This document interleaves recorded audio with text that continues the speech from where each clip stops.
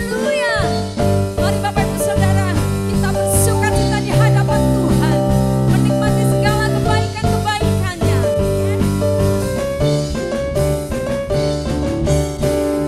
Tiada berkesudahan kasih setiamu Tuhan, selalu baru rahmat-Mu bagiku. Hari berganti hari, tetap kulihat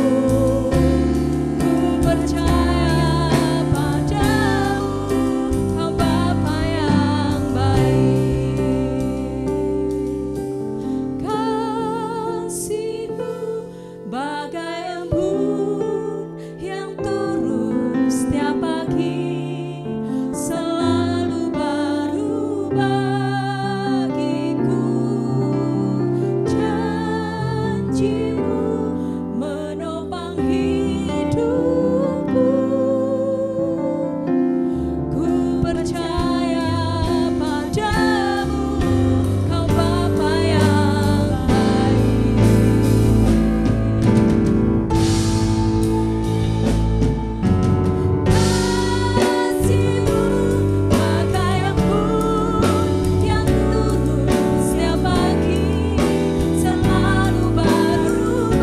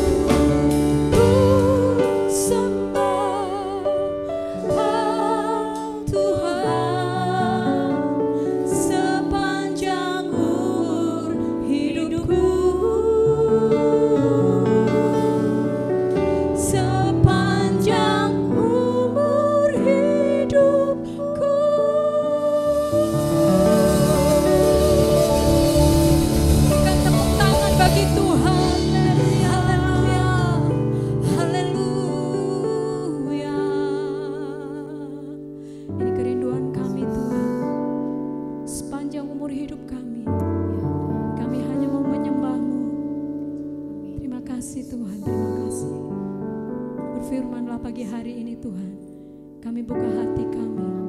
Biar Kau mengurapi setiap kami, setiap umat Tuhan, untuk firman-Mu pagi hari ini. Boleh menjadi benih yang subur di dalam hati kami Tuhan. Dan kami boleh menjadi pelaku-pelaku firman yang diurapi. Di dalam nama Tuhan Yesus Kristus. Haleluya. Amin. Shalom semuanya. 1 Korintus 3 ayat 16 berkata, "Tidak tahukah kamu bahwa kamu adalah bait Allah dan bahwa roh Allah diam di dalam kamu?" Pada saat kita bertobat dan percaya kepada Tuhan Yesus, maka Roh Kudus, Roh Allah masuk ke dalam hati kita. Kita adalah bait Allah. Mari kita katakan bersama-sama bahwa saya adalah bait Allah. 1, 2, 3. Saya adalah bait Allah. Sesuai dengan Roma 8 ayat 2, bahwa roh yang memberi hidup, yang ada di dalam kita, telah memerdekakan kita dalam Kristus dari hukum dosa dan hukum maut. Pada tanggal 17 Agustus 2020, kita merayakan ulang tahun kemerdekaan Republik Indonesia yang ke-75. Seperti Tuhan memberikan kepada kita kemerdekaan, yaitu merdeka dari penjajahan hukum dosa dan hukum maut, maka Tuhan sudah memberikan kemerdekaan bagi Indonesia dari segala bentuk penjajahan. Dirgahayu Republik Indonesia. Dalam masa pandemi COVID-19 ini, kita harus melakukan seperti yang tertulis dalam Yeremia 29 ayat 7. Yaitu kita harus mengusahakan kesejahteraan negara di mana kita tinggal. Dan berdoa untuk negara kita kepada Tuhan. Sebab kesejahteraan negara Indonesia yang tercinta ini adalah kesejahteraan kita semua. Yang mau melakukan ini katakan amin.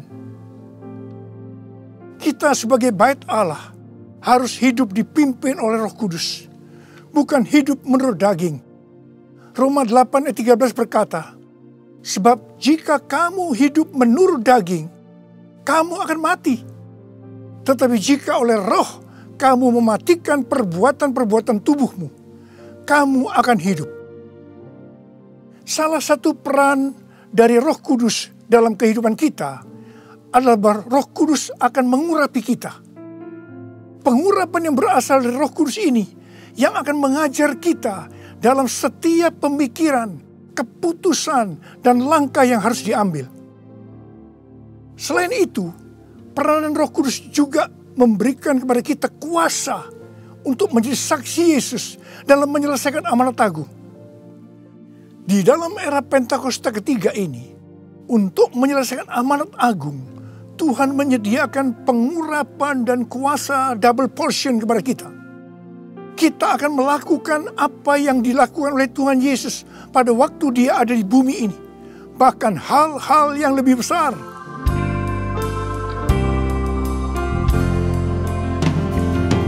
Anointing fall on me. Anointing fall on me. Let the power of the Holy Spirit fall on me. Anointing fall on me. Anointing fall on me. Anointing fall on me. Let the power of the Holy Spirit fall on me. Anointing fall on me.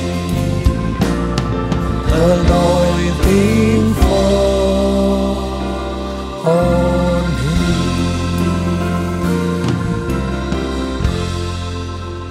Daud adalah seorang yang sangat mengasihi Allah. Daud merindukan untuk mendirikan bait Allah. Tetapi Tuhan tidak mengizinkan karena Daud seorang prajurit yang banyak menumpahkan darah. Tuhan mengatakan bahwa yang akan mendirikan bait Allah adalah Salomo anaknya. Meskipun demikian, Daudlah yang mempersiapkan segala sesuatunya untuk membangun bait Allah itu. termasuk menyediakan emas, perak, tembaga, besi, kayu, batu permata. Daud juga yang membuat blueprint. Daud berkata bahwa Tuhanlah yang memberikan ilham kepadanya untuk memberikan petunjuk tentang segala pelaksanaan rencana itu. Secara pribadi, Daud juga mempersembahkan emas dan perak untuk pembangunan itu. Pada waktu Daud menantang bangsa Israel untuk memberikan sumbangan untuk pembangunan Bait Allah, dikatakan bangsa itu bersuka cita karena mereka memberi dengan rela dan tulus ikhlas.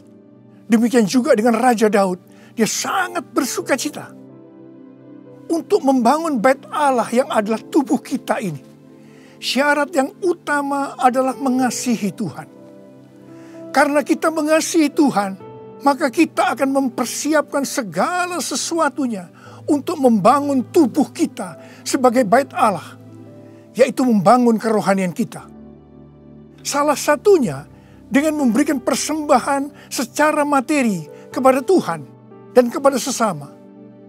Memberi kepada Tuhan dan kepada sesama bukan hanya bagi orang-orang yang berkelimpahan secara materi, tetapi juga untuk orang yang berkekurangan.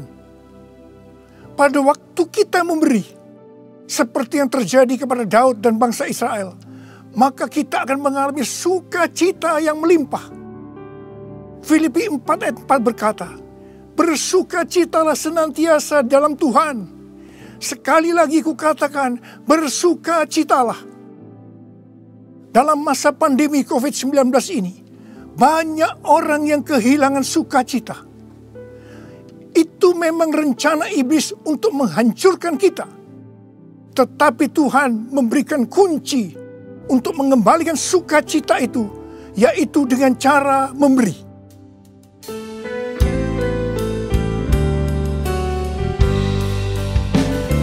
Jadikan aku bait suci-Mu yang kudus dan yang tiada bercela.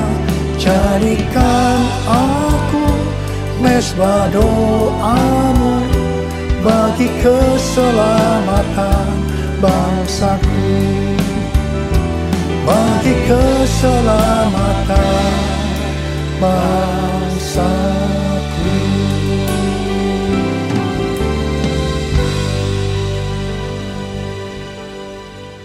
Sesuai dengan 2 Tawarikh 3 ayat 1, dikatakan bahwa Salomo mendirikan Bait Allah di Yerusalem di Gunung Moria, di mana Tuhan menampakkan diri kepada Daud di tempat pengirikan Ornan, orang Yebus. Jadi Daud yang menetapkan tempat dari Bait Allah Salomo itu. Bait Allah Salomo merupakan perpaduan dari tabernakel Musa dan tabernakel Daud. Tabernakel Musa berbicara tentang hukum Allah, sedangkan tabernakel Daud berbicara tentang doa, pujian, dan penyembahan. Sebagai Bait Allah, maka kita harus hidup taat kepada firman Allah dan hidup dalam doa, pujian, dan penyembahan. Saya ingat kepada almarhum Bapak Octavianus sebagai pendiri dari YPPII Batu Malang. Setiap kali saya berkhotbah di kebaktian tahunan dari YPPI di Batu Malang, beliau selalu berkata seperti ini. Di dalam ibadah itu ada 2 unsur. Unsur yang pertama, doa, pujian, dan penyembahan. Unsur yang kedua, pemberitaan firman Tuhan. Itu saja. Seperti di gerejanya Pak Niko. Bait Allah Salomo berada di Gunung Moria di Yerusalem. Gunung Moria adalah tempat di mana Daud disuruh Tuhan membuat mezbah bagi Tuhan dan mempersembahkan korban bakaran dan korban keselamatan. Setelah Daud melakukan itu, maka Tuhan mengabulkan doa Daud untuk negeri itu. Dan tulah penyakit sampar yang mengakibatkan 70.000 orang Israel mati berhenti menimpa orang Israel.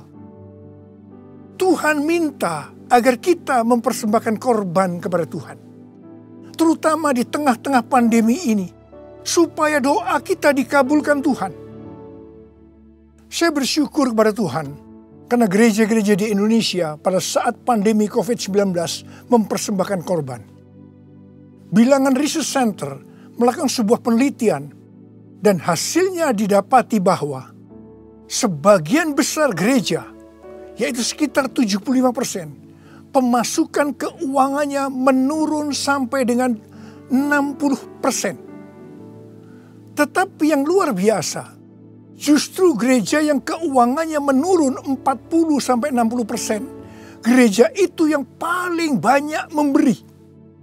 Mereka memberi kepada anggota gereja, memberi kepada masyarakat, memberi kepada gereja lain, melakukan kerjasama dengan pemerintah, melakukan pelayanan sosial.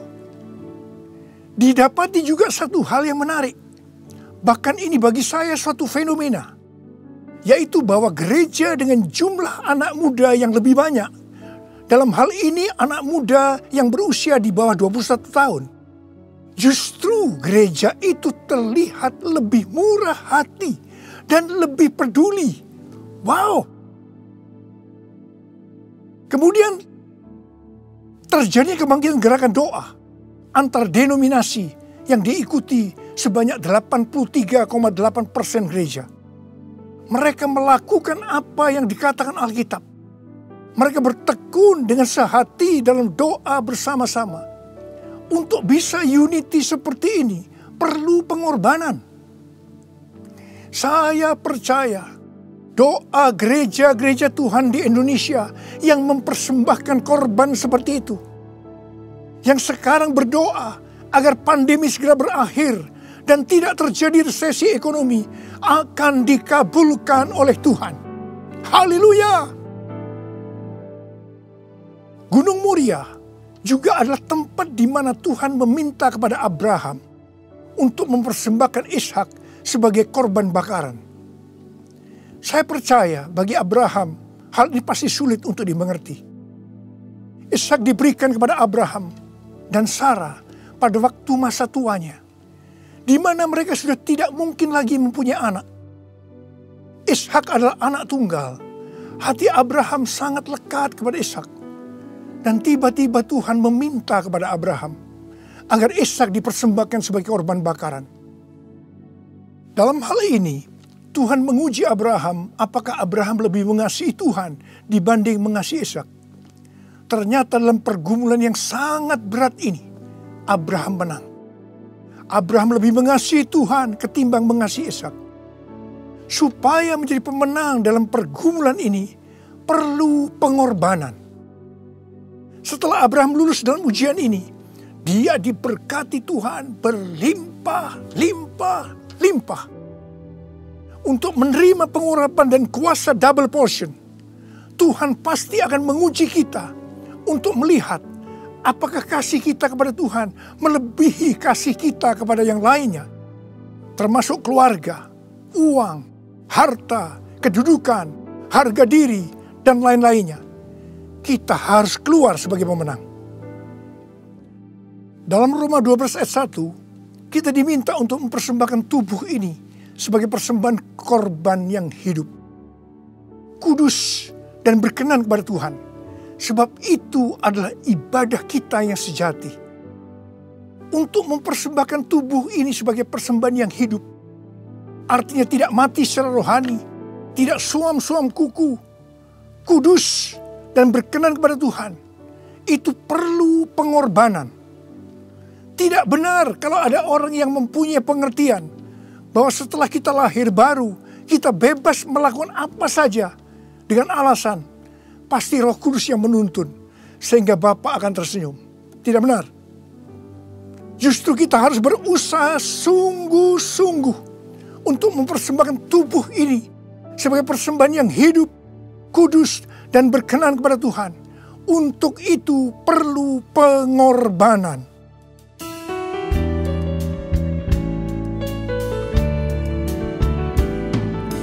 Bapa, ku persembahkan tubuhku sebagai persembahan yang hidup, kudus, dan yang berkenan padamu, sebagai ibadah yang sejati.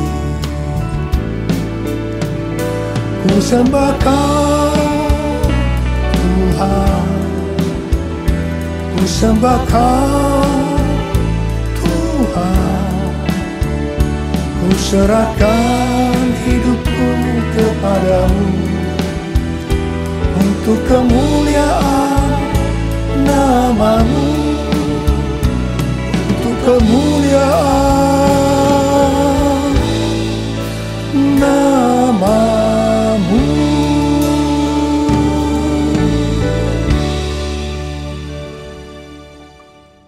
Pada awal tahun 2009, Tuhan berkata kepada saya dari Wahyu 3 ayat 11a, bahwa Aku datang segera. Saya sudah sering mendengar kata-kata ini. Tetapi pada saat itu ada sesuatu yang lain. Saya gemetar. Dan saya berkata kepada Tuhan, Tuhan, apa yang akan Tuhan kerjakan? Dan apa yang harus kami lakukan? 6 bulan kemudian, Tuhan baru menjawab pertanyaan tentang apa yang akan Tuhan kerjakan dengan berkata, Aku akan mencurahkan Roh-Ku. Aku akan mencurahkan Roh-Ku. Pada saat Roh Kudus dicurahkan, akan terjadi seperti yang terdapat dalam Yoel 2 ayat 28 sampai dengan 32. Ada 3 tanda yang akan terjadi. Tanda yang pertama, anak-anak, pemuda, dan orang tua akan dipakai Tuhan secara luar biasa. Katakan amin. Tanda yang kedua, mujizat akan terjadi luar biasa. Tetapi tanda yang ketiga, goncangan juga akan terjadi luar biasa.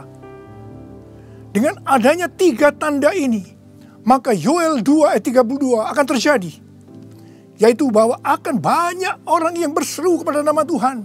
Dan mereka yang berseru kepada nama Tuhan, mereka akan diselamatkan.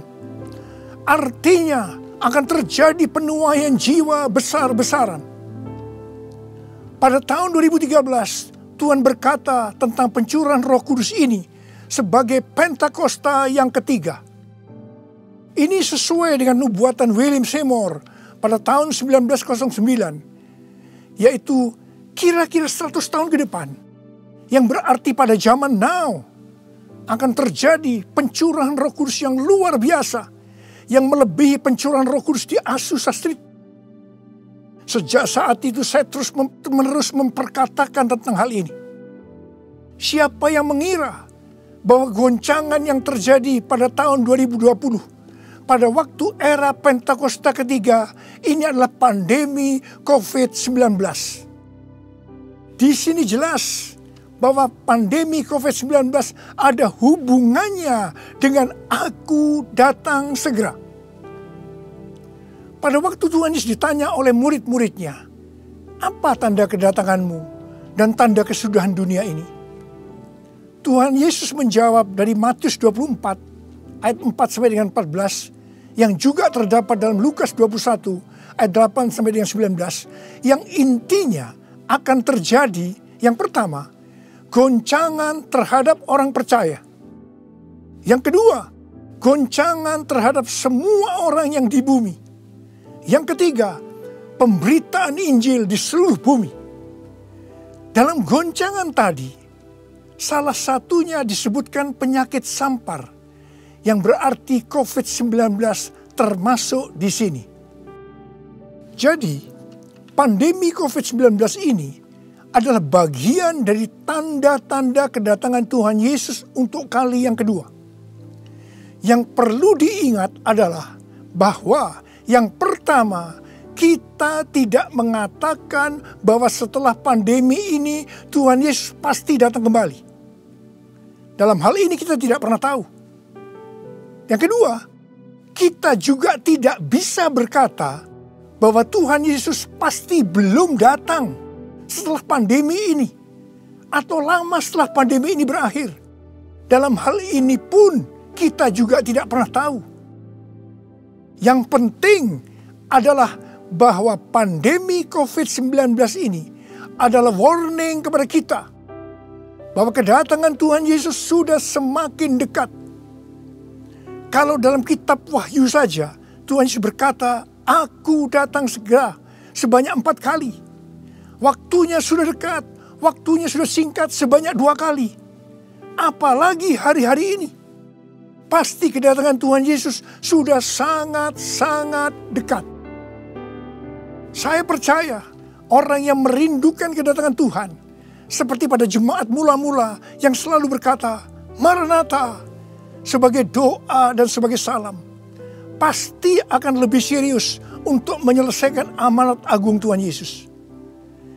Sehingga pada saat Dia datang kembali, kita akan mendengar suara penghulu malaikat, bunyi sangkakala, dan mendengar nama kita dipanggil. Haleluya!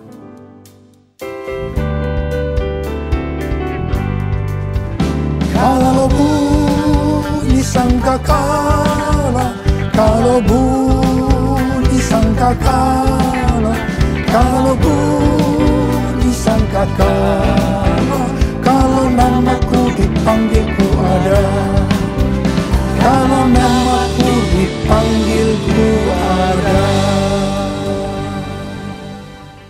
Siapa yang percaya pada saat nama kita dipanggil, kita akan mendengar panggilan itu? Sebelah angkat tangan.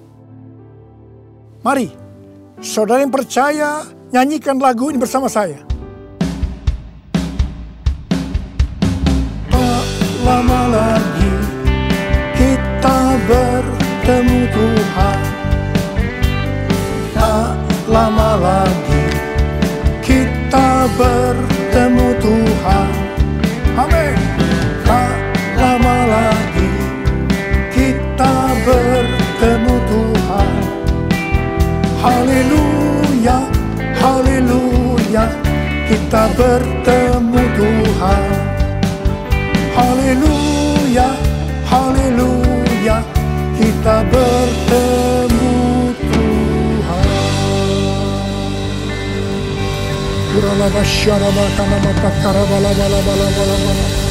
Angkat tangan saudara. Berbahasa roh, berbahasa roh, berbahasa roh saat itu. Oh dia bakana mayara bala. Oh Jesus, Jesus. Tidak lama lagi kami akan bertemu dengan Kau Tuhan. Kau akan segera datang kali yang kedua. Biarlah kami boleh mempersiapkan diri Tuhan. Kami berdoa buat anak-anak-Mu semua Tuhan. Pakai kami hari-hari ini untuk menyelesaikan amanat agung Tuhan Yesus. Curahkan pengurapan buat mereka. Terima, terima, terima, terima. Kamu berdoa juga mereka Tuhan. Engkau menyembuhkan mereka yang sakit, yang mengalami kesusahan. Terima kesembuhan. Terima kesembuhan. Terima, terima, terima, terima. Ora labakana mayara labala. Ora baba. Ira bala bala. Oh Yesus, Yesus, Yesus, Yesus. Oh Yesus, Yesus, Yesus, Yesus, Yesus, Yesus, Yesus. Mari saudara-saudara, kita akan masuk dalam perjamuan kudus. Kita akan mengingat ayat ini. Sebab setiap kali kamu makan roti ini dan minum cawan ini, kamu memberitakan kematian Tuhan sampai Ia datang. Perjamuan kudus adalah perjamuan Tuhan Yesus sendiri. Setiap kali kita masuk dalam perjamuan kudus, Tuhan Yesus selalu berkata begini, biarlah ini menjadi peringatan akan daku. Karena itu, mari arahkan hati saudara kepada kebaikan Tuhan. Kita akan mengingat kebaikan Tuhan. Mari tundukkan kepala. Tuhan, siapakah kami ini sebelum kami mengenal Engkau?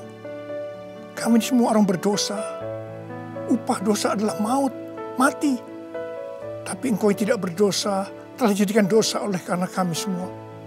Engkau harus turun dari sorga mulia, mati ganti kami dengan penderitaan yang luar biasa. Sungguh kalau kami pikirkan Tuhan, betapa baiknya Engkau itu. Engkau jadikan kami sebagai anak-anak-Mu.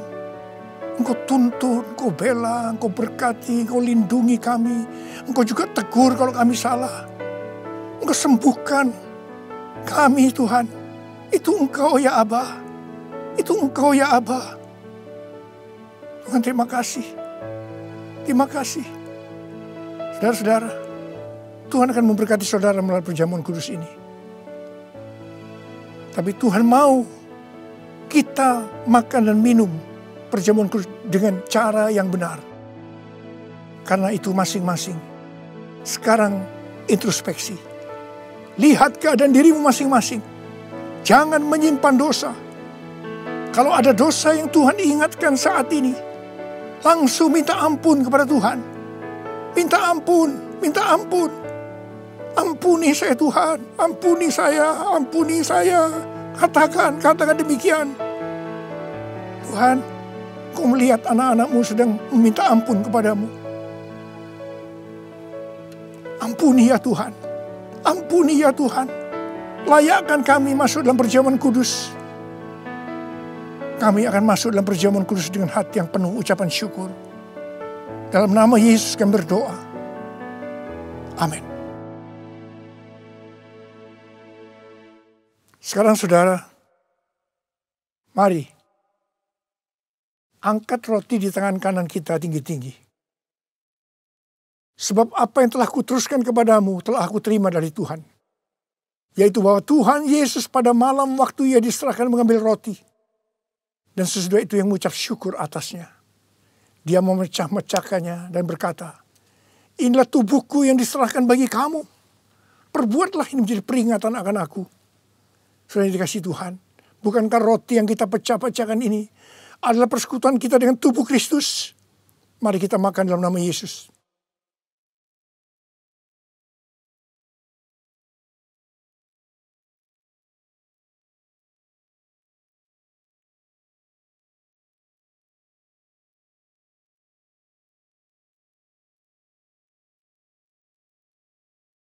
Sekarang angkat cawan di tangan kanan saudara tinggi-tinggi.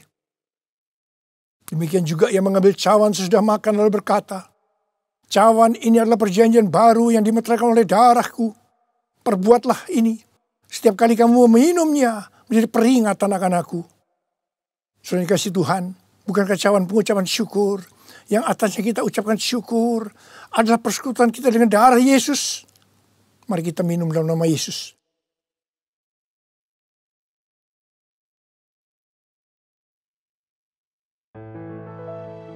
Oh, mari angkat tangan saudara. Ucapkan syukur. Ucapkan syukur dengan suara, jangan diam. Tuhan, terima kasih ya Tuhan.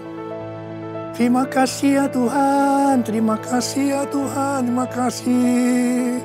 Ucapkan syukur pada Tuhan. Ucapkan syukur. Kami bersyukur buat kebaikan-Mu ya Tuhan, ya Tuhan, ya Tuhan. Kami bersyukur, kami berterima kasih kepadamu ya Tuhan. Terima kasih Yesusku, terima kasih Yesusku. Puji syukur hanya bagi Tuhanku.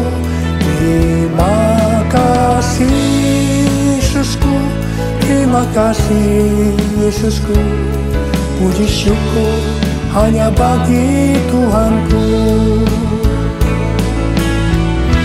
Terima kasih Yesusku, terima kasih Yesusku.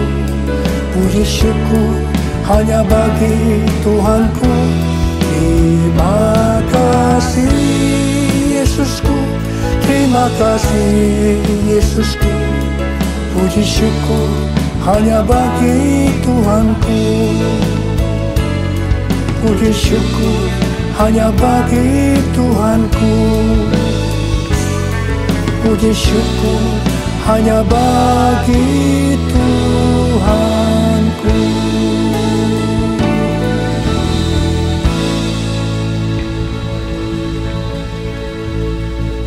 Terimalah berkat Tuhan. Kasih karunia yang berlimpah-limpah daripada Allah Bapa dalam anak yang tunggal Yesus Kristus. Persekutuan yang manis dengan Roh Kudus menyertai saudara sekalian mulai hari ini sampai Yesus datang menjemput kita di awan-awan dan bahkan sampai selama-lamanya. Yang percaya bersama-sama katakan amin.